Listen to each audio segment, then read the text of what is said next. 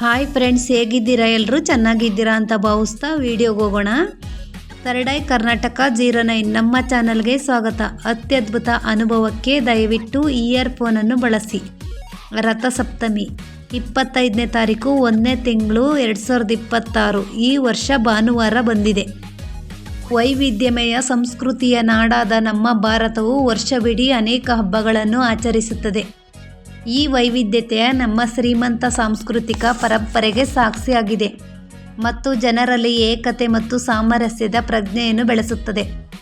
ಹಬ್ಬಗಳು ಒಂದು ಪೀಳಿಗೆಯಿಂದ ಇನ್ನೊಂದು ಪೀಳಿಗೆಗೆ ಧಾರ್ಮಿಕ ಸಂಪ್ರದಾಯಗಳನ್ನು ಮತ್ತು ಸಾಂಸ್ಕೃತಿಕ ಆಚರಣೆಗಳನ್ನು ಕೊಡುಗೆಯಾಗಿ ನೀಡುತ್ತದೆ. ಕೆಲವೊಂದು ಹಬ್ಬಗಳು ರಾಷ್ಟ್ರ ಐಕ್ಯತೆಯ ದ್ಯೋತಕವೂ ಆಗಿದೆ. ನಮ್ಮೂರ ಈ ಹಬ್ಬ, ರಥ ಹಾಗೂ ಇತರೆ ವಿಶೇಷ ದಿನಗಳ ಕುರಿತು ಇಲ್ಲಿದೆ ಒಂದು ಚಿಕ್ಕ ಪರಿಚಯ. ಸೂರ್ಯದೇವನು ಪಥ ಬದಲಾಯಿಸುವ ದಿನ ರಥಸಪ್ತಮಿ. ಇಂದಿನಿಂದ ಬಿಸಿಲು ತಾಪಮಾನ ಹೆಚ್ಚಾಗುತ್ತದೆ.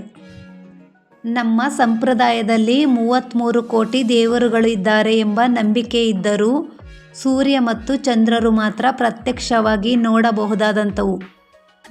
ಮಾರ್ಗಶುದ್ಧ ಸಪ್ತಮಿಯಂದು ಹಗಲು ಹೆಚ್ಚಾಗಿ ಸೂರ್ಯ ಮತ್ತಷ್ಟು ಪ್ರಖರನಾಗಿ ಪ್ರಜ್ವಲಿಸುತ್ತಾನೆ. ಅದರಿಂದಾಗಿ ಸೂರ್ಯನು ಹೊಸ ರಥವನ್ನು ಏರುತ್ತಾನೆ ಎಂದು ಹೇಳುತ್ತಾರೆ. ಕೆಲವರು ಈ ದಿನವನ್ನು ಸೂರ್ಯನ ಜನ್ಮದಿನವೆಂದು ಕರೆಯುತ್ತಾರೆ. ಈ ದಿನ ಸೂರ್ಯೋದಯದ ಕಾಲದಲ್ಲಿ ತಲೆಗೆ ಸ್ನಾನ ಮಾಡಿ ಅರ್ಘ್ಯ ಪ್ರಸಾದ ಮಾಡಿದರೆ ಆರೋಗ್ಯ ಸಂಪತ್ತುಗಳು ಇಮ್ಮಡಿಯಾಗುತ್ತವೆ ಎಂದು ಪುರಾಣಗಳಲ್ಲಿ ಉಲ್ಲೇಖಿಸಲಾಗಿದೆ. ರಾಮ ರಾವಣರ ಯುದ್ಧದ ಸಂದರ್ಭದಲ್ಲಿ ಅಗಸ್ತ್ಯ ಮಹರ್ಷಿಗಳ ಉಪದೇಶದಂತೆ ಶ್ರೀರಾಮನು ಆದಿತ್ಯ ಹೃದಯದ ಮೂಲಕ ಸೂರ್ಯನ ಉಪಾಸನೆ ಮಾಡಿದ್ದ ಎಂದು ರಾಮಾಯಣದಲ್ಲಿದೆ.